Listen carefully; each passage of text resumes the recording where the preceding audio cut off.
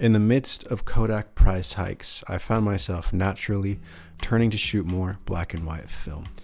Now, my black and white film of choice since the beginning has been Ilford HP5 Plus 400, which in my opinion is the gold standard of black and white film. Now, I know that take is a bit controversial, but let me use this video to explain to you why I think it is the best. And to start off, I do want to say I do have some inherent bias towards this film just because I've shot some of the most important moments of my life on HP5 Plus. But for the sake of this video, I wanted to take the film out into the field, so I brought my Leica and my Fuji GA645 just to show you how it renders on both 35 and medium format film. So a few weeks ago, I asked my very talented friend Jay if he wanted to shoot around with me, and we ended up going to his house in the Dallas suburbs, which he graciously allowed me to photograph some portraits of him and some photos of his dogs as well. And with that, to set the stage, let's talk about my favorite thing about this film, which is the grain structure. Now, when you look at HP5, one of the most notable characteristics of the film stock is its very fine grain structure, which results in extremely detailed and sharp images, whether it's on 35mm or medium format. And grain is something that is key to any film stock. Some grains are way too coarse and are overbearing, which is why HP5, being a 400 speed film, is perfect for a black and white to get those detailed shots.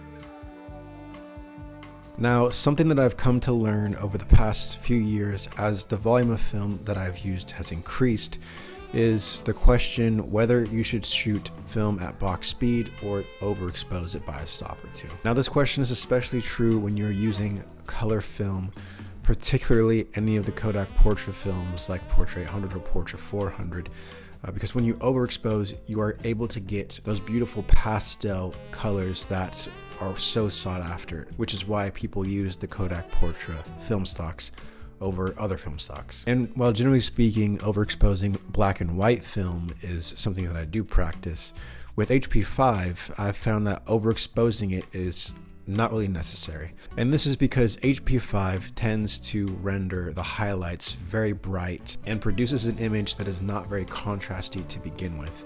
I would honestly say it's on the medium side of contrast, which gives you a much more level image to work with. But in this case, I actually overexposed some of the images that you're seeing that I took of Jay just to test it, to see if it would help at all, considering that we were indoors. And a lot of them came out just a little bit blown out. But one of the great things that I was able to do with the film in post was to bring those highlights back, bring those shadows back, and increase the contrast. And it really didn't affect the image overall. It didn't fall apart. It looked exactly how I wanted it to look after I made some tweaks and adjustments, which just goes to show that this film has high flexibility, which in a black and white film stock is key to have.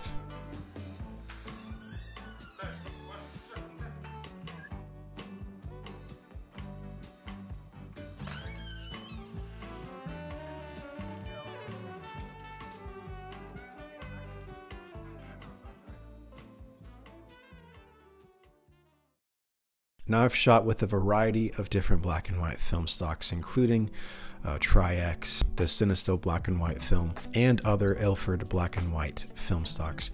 But the feeling that I get when I look at these images from HP5 just surpasses the other ones by and far. Ultimately, I think judging film is an incredibly subjective decision to make, and it's very personal.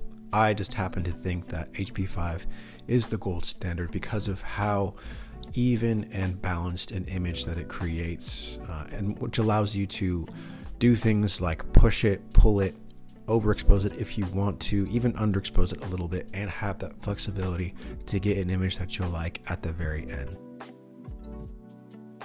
And outside of the technical aspects of why I think HP5 is the gold standard, it just makes me feel a certain type of way when I look at the images from this film stock, which, again, is the most important thing. How the image makes you feel obviously is what dictates your taste, and taste is important in choosing a particular film stock that you're going to use moving forward.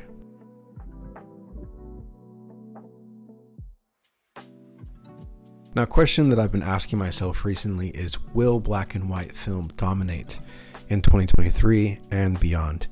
And I think the answer to that question honestly just depends on who you are, whether you're a hobbyist or you're a professional photographer. Because as we've seen, the prices of pretty much all film have risen. This is especially true with the popular Kodak film stocks.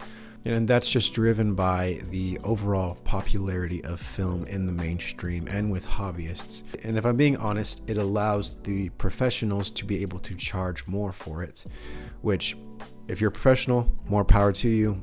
I'm blessed enough to be able to charge for film photography. However, I do think it does hurt the hobbyist, and hopefully at some point we will see a drawback in prices, but I don't expect that to happen anytime soon. But with that being said, I do anticipate and expect black and white film to have an uptick in use. This is simply because black and white film, if you did not know, is much more affordable than color film.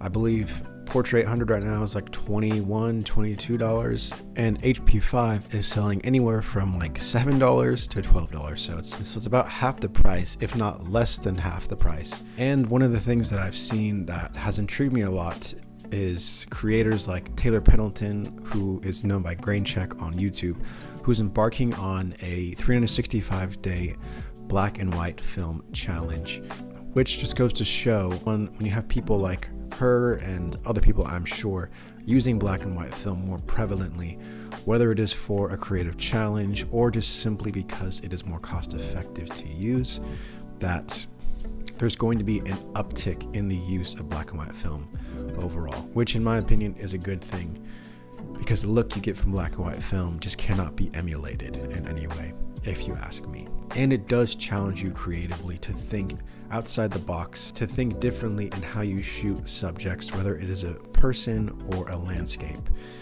which again, you need to be challenging yourself creatively in order to grow. And if shooting black and white is cost effective and challenges you, why not? But yes, that is why I think, first of all, that HP5 400 is the gold standard of black and white film, in my opinion. Don't come at me. And also, a film like HP5 is the reason why I think that black and white film will dominate this year in 2023 and going forward as well. Just until Kodak gets its act together and stops increasing their prices at the rate that they currently are, because I do not want to spend $21 on a freaking roll of film. But yes, thank you so much for watching the video. I hope you enjoyed the photos. I hope you learned a little something as well, and hopefully you'll go out there and use some HP5 yourself and get an idea of just how great a film stock it is. If you enjoyed the video, please feel free to like and subscribe. If you have any questions, feel free to comment. Follow me on Instagram as well, at Thomas Bocage Photo and Thomas Bocage for my personal Instagram. And with that, stay safe, and I'll see you in the next video. Peace. And cut. And for example, Taylor Pendleton, is that her name? Let's see. Slight intermission to make sure I have the right information here. Taylor, what is your name? Taylor Pendleton or Pendleton? I want to make sure I'm pronouncing it correctly. Pendleton. Okay. Slightly a bit of a tongue twister for me.